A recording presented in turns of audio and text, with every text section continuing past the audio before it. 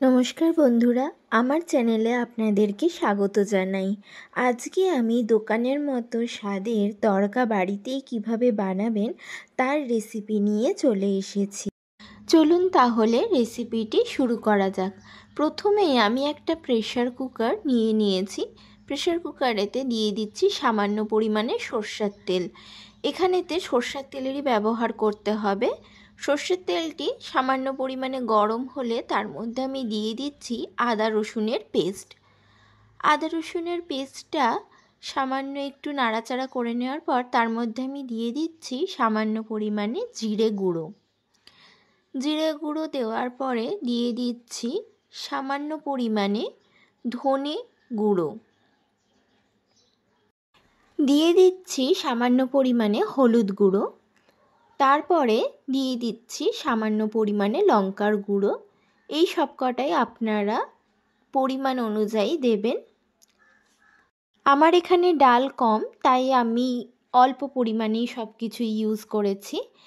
মুগ কড়াইটা আমি 3 থেকে 4 ঘন্টা ভিজিয়ে রেখেছিলাম, সেটাও এখন আমি দিয়ে দিচ্ছি এটার মধ্যে। এরপরে দিয়ে দিচ্ছি স্বাদ অনুযায়ী নুনটা দেওয়ার পরে আমি কিছু টমেটো কুচি করে রেখেছি, সেটাও এর মধ্যে দিয়ে দিচ্ছি। দেওয়ার পরে ভালো করে একটু সব জিনিসগুলো ডালের সাথে মিক্সড করে নিতে হবে। তারপরে জল দিয়ে আমি 3 থেকে 4টে সিটি দিয়ে নেব। এরপর বাকি রান্নাটা করার জন্য আমি এখানে কড়াইতে সরষের তেল গরম করে তার মধ্যে কুচানো পেঁয়াজ দিয়ে দিয়েছি। পেঁয়াজগুলোকে আমি হালকা বাদামি করে ভেজে নেব।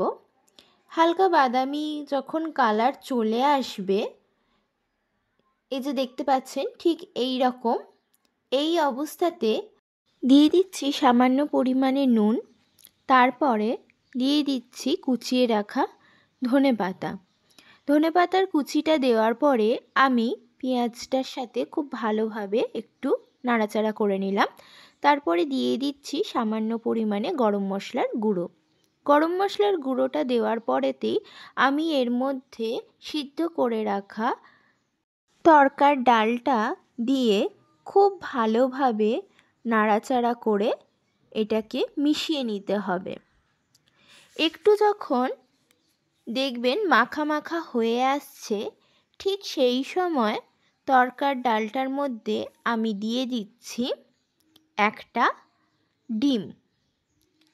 এইভাবে ডিমটা উপর থেকে দিয়ে দিতে হবে তড়কাটার মধ্যে। তারপরে আবার খুব ভালোভাবে আমি ডিমটাকে তড়কার সাথে মিশিয়ে নেব। মেশানোর পরেতে আমি উপর থেকে একটুখানি কসুরি মেথি ছড়িয়ে দিচ্ছি। তারপরে সামান্য একটুখানি ঘি দিয়ে নাড়াচাড়া করে নিলেই তৈরি হয়ে যাবে দারুণ রেস্টুরেন্টের মতো স্বাদের তড়কা। এরপরেতে সুন্দর তড়কাটাকে পেঁয়াজ ও শসার সহযোগে পরিবেশন করুন। খেতে কেমন হলো আমাকে অবশ্যই কমেন্টে লিখে জানাবেন। ভিডিওটি ভালো লাগলে একটা লাইক করবেন, চ্যানেলটিকে সাবস্ক্রাইব করবেন আর বন্ধুদের সাথে শেয়ার করবেন। ধন্যবাদ।